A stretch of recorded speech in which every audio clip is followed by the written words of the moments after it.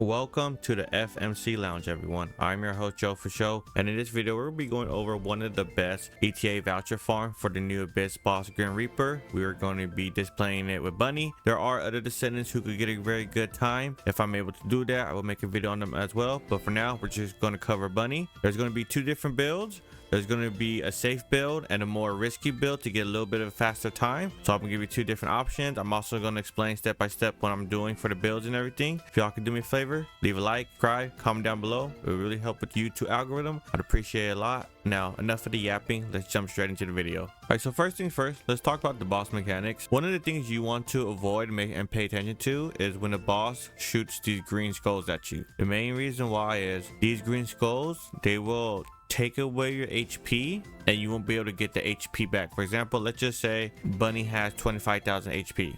The boss hits you with a green skull, you're going to lose 5,000 HP, you're going to be at 20,000. And if you pick up a red orb, you are not going to be able to get back to 25. It's going to be grayed out. Your max HP got capped, and it's going to go lower every time you get hit by a green skull. Now, to get rid of that debuff, you got to shoot these little floating diamond gray shaped forms that the boss will spawn around. Once you destroy it, you'll notice that the gray bar at your health bar is gone, and you could get your max HP back if you're able to find some health orbs on the ground. Another thing is these gray shaped diamond forts that you need to destroy to get rid of the debuff of your health being depleted from the green skulls. They will damage you if once you stay in their circle or next to them for too long. So the second thing I want to talk about is when the boss gets enraged after a certain amount of damage or a certain amount of time, the boss is going to teleport you into this little circle, like prism realm, whatever you want to call it. And if you notice, after a couple seconds, the markings on the floor, they are going to start glowing, and only one of them is going to be yellow. You need to stand in the yellow one. If not, the boss will instantly just one-shot you, and this is going to continuously happen until you get the boss rage bar all the way down to 0. If you don't know what that is, you use your ESA scan. You will see it on your screen under the boss health bar. Once that hits 0, the boss will stop that certain mechanic, and it's just going to restart from like where it was in the beginning of the fight. So these are the two most important mechanics that you need to worry about. So the first build we are going to cover is a safe build. It's going to revolve around electric charge. You're mainly using this just to help kill the ads that the boss spawn around you, so you can have health orbs lying around on the ground to pick up if needed. You don't want to have to stop shooting the boss to kill them and then go back to shooting the boss. Sometime in that time window, the boss will hit you with the green skulls. You don't want that, so this is the whole point of using electric charge. If you don't want to use it, you don't need to. For the other mods, go ahead, get your screenshot.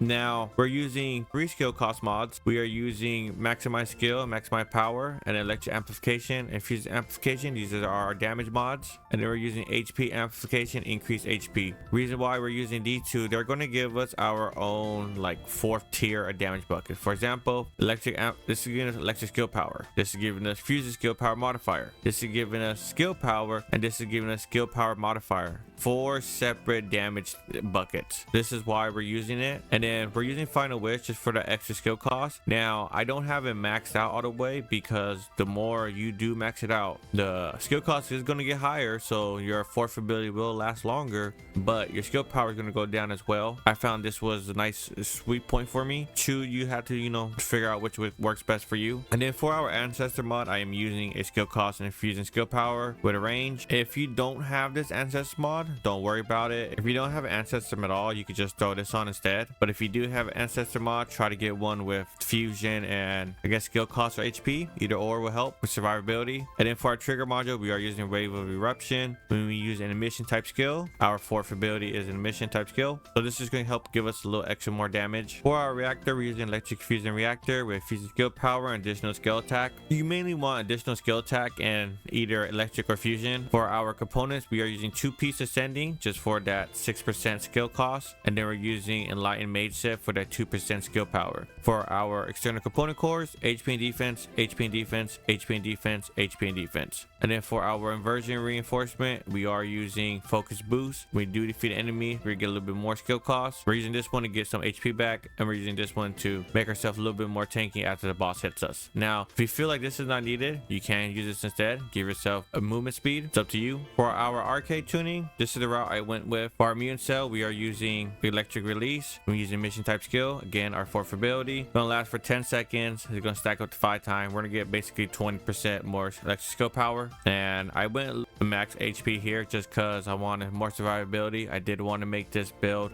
where everybody can use it and always get to clear on the boss. Now if you feel like this is not needed, you can just grab these two, and with the extra points, you know, get the skill power here, and wherever else you think you need to put it. Cooldown is not necessary because the fourth ability is going to stay active 24/7 as long as your character doesn't die.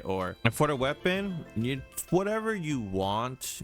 You don't need the blue beetle. This is for the other build that we're going to talk about. I just had it on just because I had it on. You can use whatever you want. You're not even shooting your gun really, so choice is up to you what you want to use for the weapon. This other build, it's going to be our bunny crit build for the boss. It will allow us to do more damage, but we are going to be more squishier, and there is some RG inside to it because you're using a crit build. And if you don't know, these Abyss boss, they do have crit hit resistance, so your crit hit chance is not the same that it's going to show your display stats. We are still using electric charge for the same reason as the first build, to kill the enemies when they spawn around us while we're damaging the boss, so we don't have to stop damaging it. For the mods, go ahead, get your screenshots.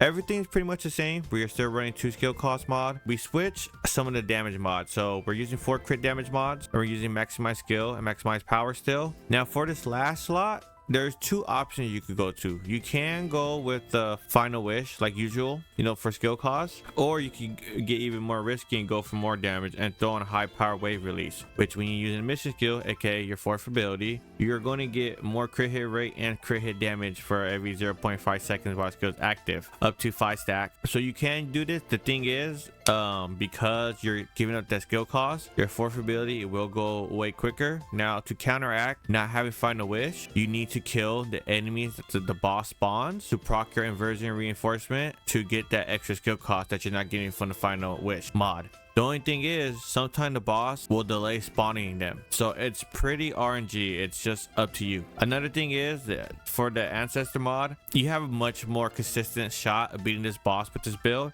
if you have a crit hit rate and a crit hit damage mod. As you can see, I do not have a crit hit damage mod, and I felt like me missing on that damage matter a lot, because there's been some times where if I could do more damage, I could have avoided more stuff during the boss fight. And unfortunately, because I don't have the ancestor mod, not that consistent for me. So just keep that in mind. If you want to go down this route, you do need a certain stat on your ancestor mod, while the other safe build, you don't even need an ancestor mod. For our trigger module, same thing, wave eruption as before, because mission type skill, which is our fourth, so it's going to proc off that, which allows us to do more damage. For our reactor, it's the same as before. The only thing is different is we are using a crit hit damage instead of fusion, because it is a crit hit build. We're using the same component set, 2 ascending for the skill cost 6%, 2 light mage for the 6% skill power, and external component core, same thing, HP and defense, HP and defense, HP and defense, HP and defense. Now our weapon of choice is really important. It's a blue beetle. The main reason why it's really important is because of the unique ability when you use a fusion type skill, aka our fourth ability. It's going to trigger 100%. It's going to give us more crit hit rate, allow us to have a better chance of consistently hitting crit hit damage on the boss within the first 10 seconds of the boss fight. For our inversion reinforcement, we are using focus boost, selective cellular stimulation, and deploy hardened shell. This is the inversion reinforcement I was talking about. If you take off final wish mod, you want this one on, you're going to make sure that you are killing the enemies to get the extra skill costs. And if anybody curious, these are the stats and the cores for my blue beetle, and then here are the mods as well. Again, we are not shooting the gun is strictly for a stat stick, but if anybody cares, this is what I have on the gun. For our arcade tuning, this is the route I went with, and then we are still using electric release for our mutant cell. If you need an electric fusion reactor for this build, check the pinned comment down below, or I have a YouTube short showing you where you could go farm an electric fusion reactor. And as soon as we get to the boss fight, we are, you know, popping our fourth ability, and we are going to strictly aim towards the chest. The main reason why,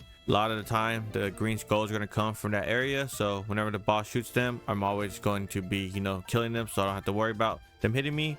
And I just gotta time my jump when the boss does the other attack that comes from the boss's feet. And the whole time you're literally just trying to keep a certain distance. You don't want to be too close to the boss because it's going to make jumping over the attack from the boss more difficult, and you don't want to be too far because then you're gonna be out of range and you're not gonna be able to damage the boss. So you got to try to keep a certain amount of distance to the boss, and pay attention to when the boss does spawn enemies. That's when you want to double jump and kill the enemies. Hopefully the enemies are close enough around you. If they're not, don't worry about it. Don't try try to go out of your way to kill them. Just keep damaging the boss. Eventually the boss will go in its rage mode and you're just going to continue doing your damage. Nothing's going to change. You're just going to keep doing your damage. Eventually the boss will go immune and it's going to teleport you. And when it teleports you, I like to stay in the middle. So wherever I see the yellow circle, I could go to it. I don't want to be on the end of the circle, just in case if it spawns the yellow flooring spawns on the other side, I might not make it in time and then I'm going to instantly die, and we want to avoid that. So I like to wait in the middle, and then I'm constantly just, you know, trying to shoot the boss while paying attention to the floor of the yellow flooring where I need to stand at. And if you use your Easter scan, you'll see how much of the boss rage health is left. Once that bar goes all the way to 0, that boss mechanic goes away and then you're just back to square one. And it's just simple as that. That's all you got to do for the fight.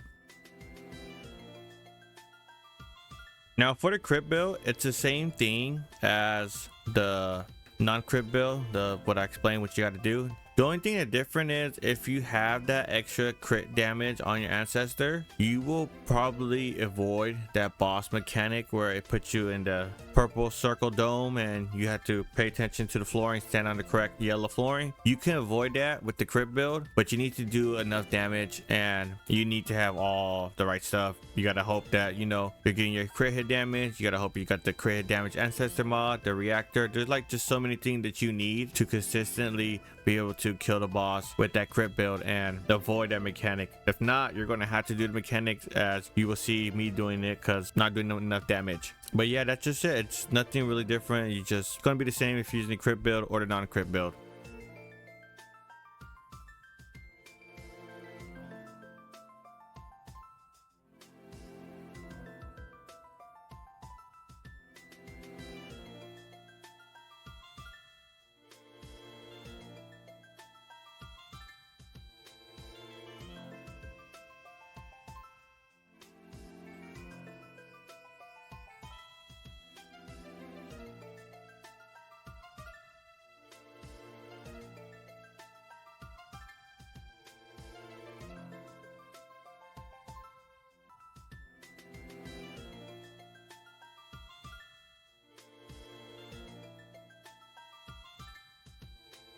Well, that's gonna be it for the video. Hopefully this guide helps you farm this boss. She gets a green ETA voucher to buy from the ETA. But that's gonna be it for me. I'll catch y'all in the next video.